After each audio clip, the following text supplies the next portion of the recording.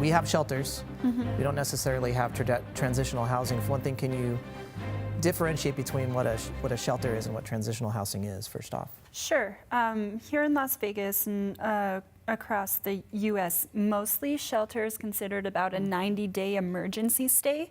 And that's what we're seeing in our shelters here in Las Vegas is there is some flexibility that they have, but per regulations that they have to work by, even in domestic violence shelters, is that there's about a 90-day stay.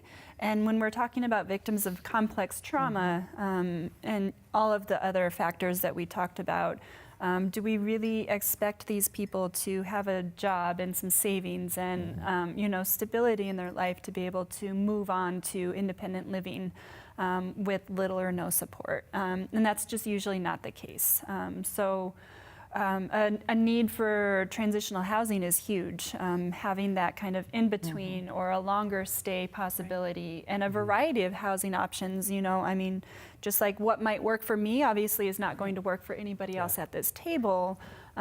Survivors have a variety of needs, especially if they're coming in with children or family members or a variety of different factors that are really going to make a difference as to where they're staying or what kind of housing assistance they're getting. They're living a certain life and a certain income when they're in the lifestyle. They're making money for their controller, right? So if we take them out of that and we put them in a 90-day transition place, they're sleeping there in a multi-bed room with people they don't know. It's uncomfortable, and they're used to living in a large house, maybe with nice cars and clothing, and it's hard for them. Why would I give this up, even though it's not what I want to do and not what I like, to go live here and not have anything? Right. It's just, yeah, we need hard transition is, and Annie, as you mentioned, and then you're dealing with all the trauma too, right? So you're kind of getting it from both ends of just a complete life I think that's the main issue too, is the stability factor. And some girls can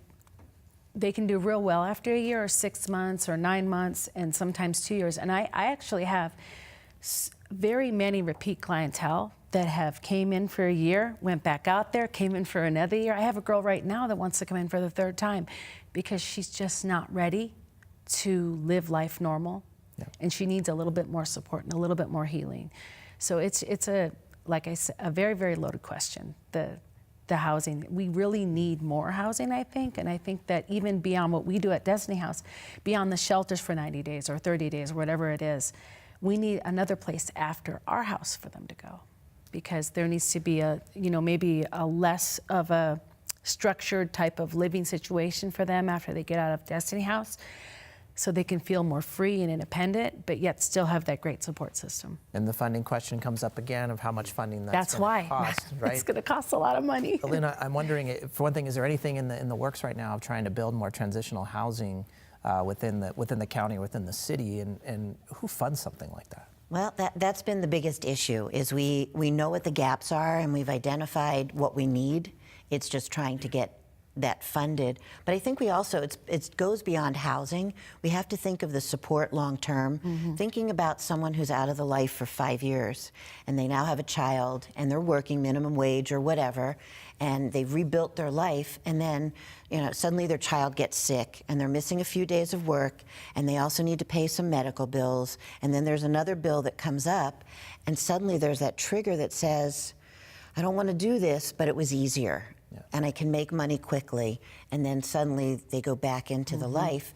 So beyond the housing is also that long-term support that we need to be providing, and we sometimes forget after a case is adjudicated, after it's prosecuted, the victim is now free, as we say, but not really.